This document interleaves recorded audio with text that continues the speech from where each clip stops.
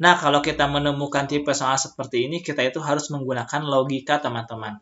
Di sini dari 101, 102, 103 itu dapat kita modifikasi lagi, teman-teman. Caranya gimana? Lihat di sini.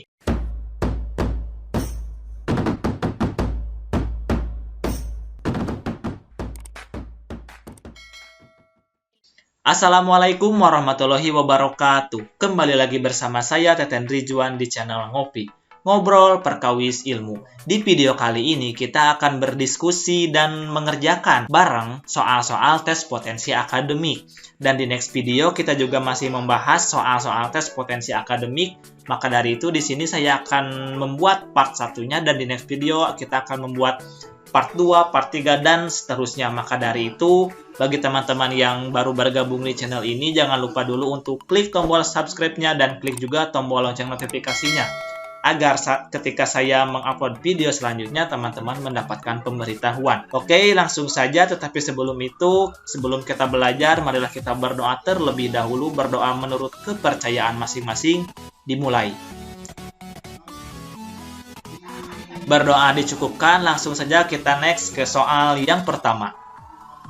Nah, diketahui X sama dengan akar dari 1/16 ditambah akar dari 1/9. Dan Y sama dengan akar dari 1/16 ditambah 1/9. Maka pernyataan yang benar adalah, nah, di sini kita akan membahas dulu cara manualnya, dan nanti kita akan menemukan cara cepat ketika kita menghadapi tipe soal seperti ini.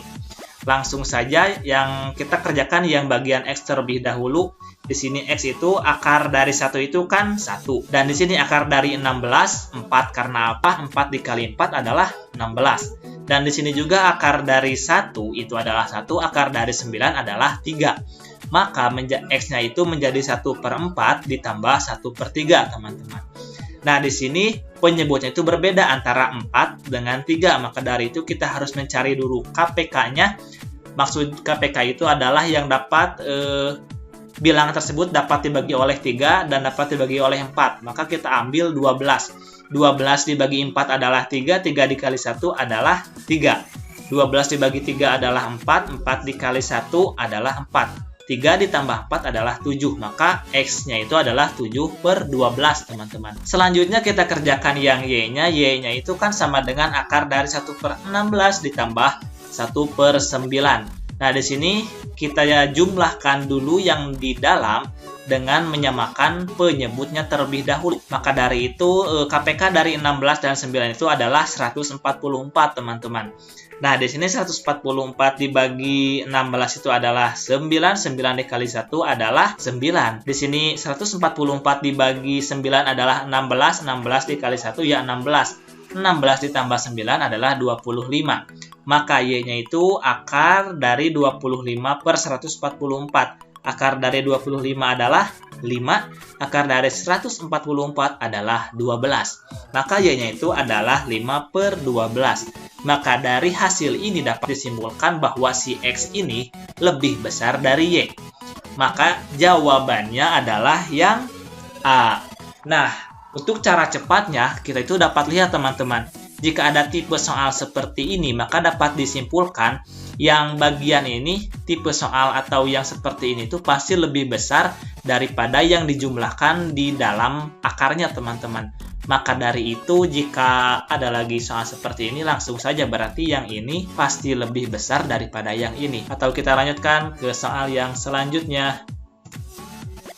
Nah, di sini ada sebuah deret. Dan kita lihat di sini apa sih namanya itu? Ini itu dari 12 ke 14 ke 17 ke 34 dan seterusnya itu. Ini itu caranya itu bagaimana? Maka dari itu kita harus lihat terlebih dahulu. Nah, di sini dapat kita lihat dari 12 ke 14 itu kan ditambah 2. Dari 14 ke 17 ditambah 3. Nah, dari 17 ke 34 itu dikalikan dengan 2. 7 dikali 2 14. 1 dikali 2, 2 ditambah 1, 3. 34, teman-teman. Berarti alurnya itu ditambah 2, ditambah 3, dikali 2. Ini juga ditambah 2, ditambah 3, dikali 2. Nah, berarti dari sini 80 ditambah 3, berarti di sini adalah 83. Setelah 3 apa? Dikalikan dengan 2. Maka 83 dikali dengan 2 adalah 166. Maka jawabannya yang B. Nah, jadi seperti itu teman-teman. Maka jika kita menemukan deret seperti ini, kita itu harus tahu dulu dia itu mau bagaimana alurnya, apakah dikalikan, apakah ditambahkan, atau dikurangi, dan lain sebagainya. Maka dari itu kita harus mengetahui dulu keinginan alur pembuat soal itu kayak gimana gitu. Oke, kita next ke soal yang ketiga, teman-teman. Nah, jika diketahui X ini adalah penjumlahan bilangan ganjil dari 1 sampai 26, dan Y ini juga adalah hasil penjumlahan bilangan genap dari 1 sampai ke 26, maka berlaku. Nah, kalau kita menemukan tipe soal yang seperti ini, seperti biasa kita ikuti dulu nih alurnya. Berarti si X itu kan bilangan ganjil. Kalau bilangan ganjil berarti 1, 3, 5, 7, 9 hingga ke 25 karena batasnya sampai 26. Kalau bilangan genap berarti 2, 4, 6, 8, 10 hingga ke 26 teman-teman. Nah, berarti ini adalah himpunannya, himpunan X dan himpunan Y. Langsung saja kita jumlahkan karena di sini kan penjumlahan. Berarti kita akan menggunakan rumus deret aritmatika. Mengapa? Karena dari sini dari 1 ke 3 itu ditambah 2, 3 ke 5 ditambah 2, dan seterusnya. Kalau ada seperti itu, bedanya itu sama, ini 2, 2, 2, maka ini termasuk ke dalam deret aritmatika. Maka dari itu kita gunakan rumus deret aritmatika itu adalah Sn sama dengan N per 2 dikali A ditambah UN. UN itu adalah yang paling akhir, ini berarti antara 26 sama 25. Oke, kita cari dulu yang X terlebih dahulu. Sn sama dengan N per 2 dikali A ditambah UN. A itu adalah U1 atau bilangan ke-1. Nah, di sini yang bagian bilangan ganjil berarti U1-nya itu adalah 1, teman-teman. Dan N-nya itu adalah 13. Mengapa 13? Karena di sini 26 dibagi 2 adalah 13. Berarti separuhnya adalah bilangan ganjil dan separuhnya lagi adalah bilangan genap, teman-teman. Di sini berarti S13 sama dengan N-nya ganti dengan 13 per 2A-nya itu adalah 1 dan UN-nya itu adalah 25. Nah, 25 ditambah 1 adalah 26, 26 dibagi 2, 13, 13 dikali 13 adalah 169. Maka jumlah bilangan ganjil untuk yang bagian X-nya itu adalah 169. Oke, selanjutnya kita cari jumlah bilangan genap. Sama halnya dengan yang tadi, rumusnya itu adalah Sn sama dengan N per 2 dikali A ditambah UN. A-nya itu ini adalah 2, teman-teman. 2 ditambah UN-nya itu adalah 26. Di sini 26. Maka 26 ditambah 2 adalah 28. 28 dibagi 2 adalah 14. Dan 14 dikalikan dengan 13 adalah 182. Maka dapat disimpulkan bahwa Y itu lebih besar daripada X. Jawabannya adalah yang D, teman-teman.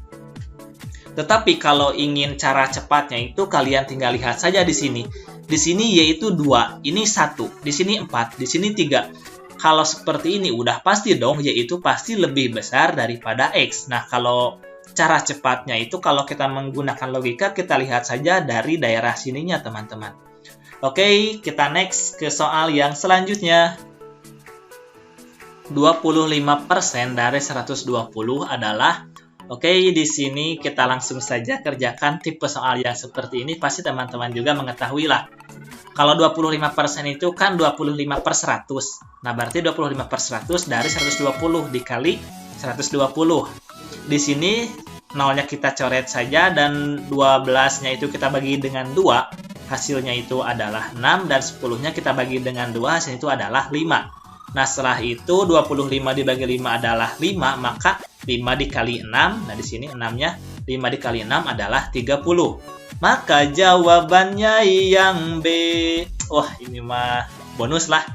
Oke, kita next ke soal yang selanjutnya. Nah, di sini diketahui jumlah 100 bilangan asli pertama itu adalah 5050. Maka 101 ditambah 102 ditambah 103 ditambah hingga ke 200 adalah. Nah, kalau kita menemukan tipe soal seperti ini, kita itu harus menggunakan logika, teman-teman.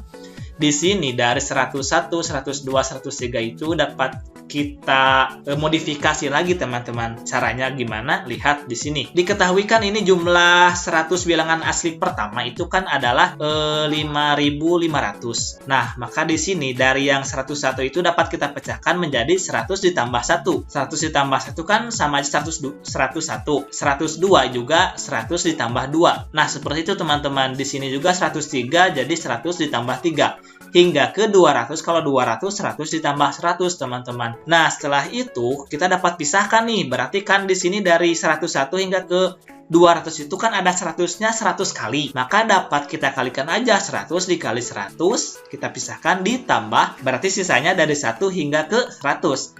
1 ke 100.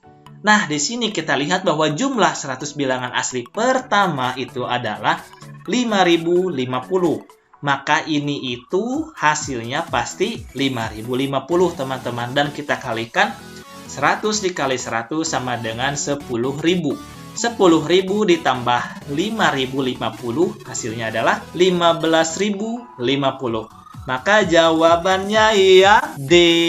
Oke, nah inilah jawabannya teman-teman. Mantap, maka dari itulah istilahnya itu kita itu harus menggunakan logika terlebih dahulu supaya kita menemukan dapat atau memecahkan tipe soal seperti ini. Next, ke soal yang selanjutnya. 24 adalah berapa persen dari 30 teman-teman. Oke, kita langsung kerjakan saja. Berarti ini itu sama aja kalau menggunakan bahasa matematika. Berarti ini 24 itu berapa persen dari 30. Kan kalau persen itu misalkan X persen per 100. Misalkan kalau 20 persen itu kan 20 per 100. Nah, di sini persennya yang kita cari teman-teman. Berarti X persen per 100 dikali 30. Oke, kita langsung saja. Berarti kita kalikan silang.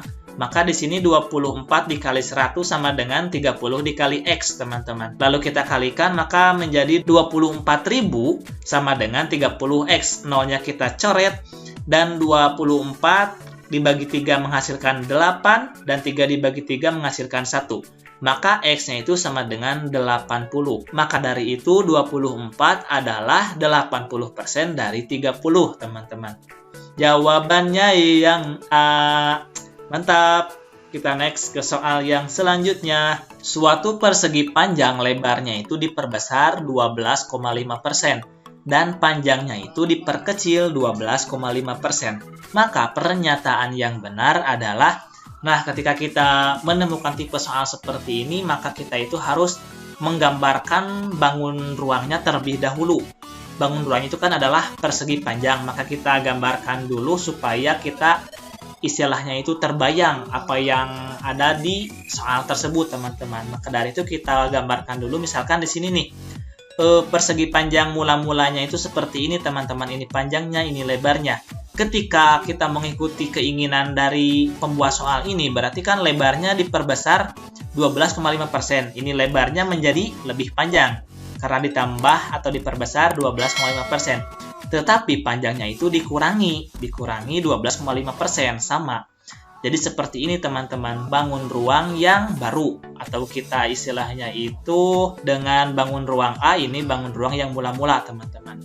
Dan di sini untuk mengetahui, kan di sini kebanyakan itu adalah luas persegi panjang dengan keliling persegi panjang jawabannya. Maka dari itu kita misalkan saja nih, panjangnya itu adalah 16 dan lebarnya itu adalah 8. Oke, kita cari dulu luas bangun ruang mula-mulanya. Maka di sini kan luas itu panjang dikali lebar.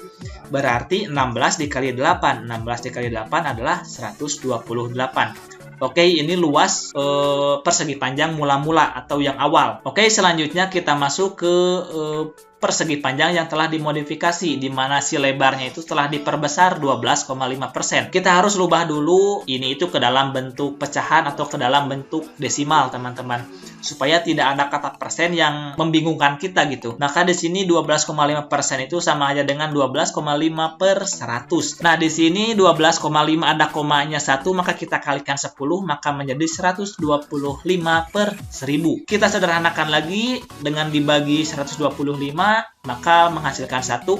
1000 dibagi 125 menghasilkan 8, maka 1 per 8, teman-teman. Oke, kita cari dulu lebar yang baru. Maka di sini lebarnya itu kan 1 per 8 dikali 8. yang awalnya 8 kan ini diperbesar lebarnya menjadi 1/8 atau 12,5 teman-teman. Maka 1/8 dikali 8 sama dengan 1. Nah berarti ini diperlebarnya itu dengan ditambah 1, maka 8 ditambah 1 menjadi 9. Maka di sini nih lebar yang barunya itu adalah 9. Ini itu 9.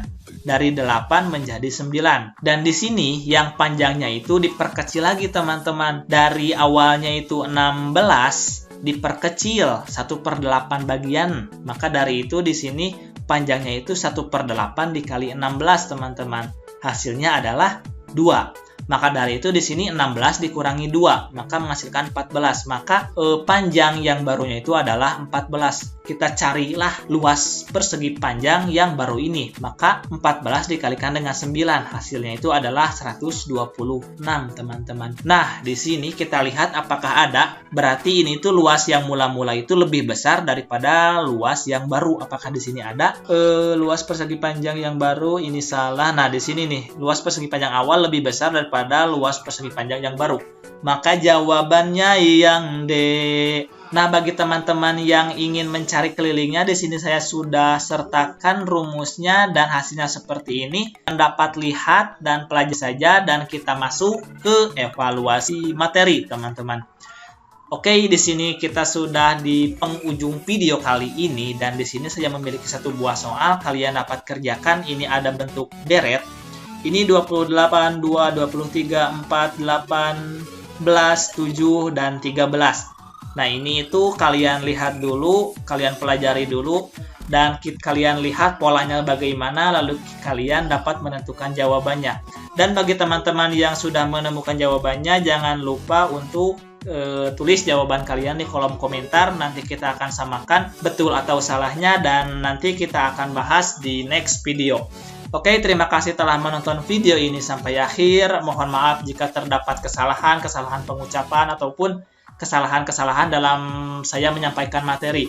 Semoga melalui video ini dapat membantu teman-teman dalam belajar soal-soal tes potensi akademik. Dan jika teman-teman mudah memahami melalui channel saya, jangan lupa dulu untuk di subscribe dan klik lonceng notifikasinya. Jangan lupa juga untuk share ke teman-teman yang lain. Dan sampai jumpa di video selanjutnya.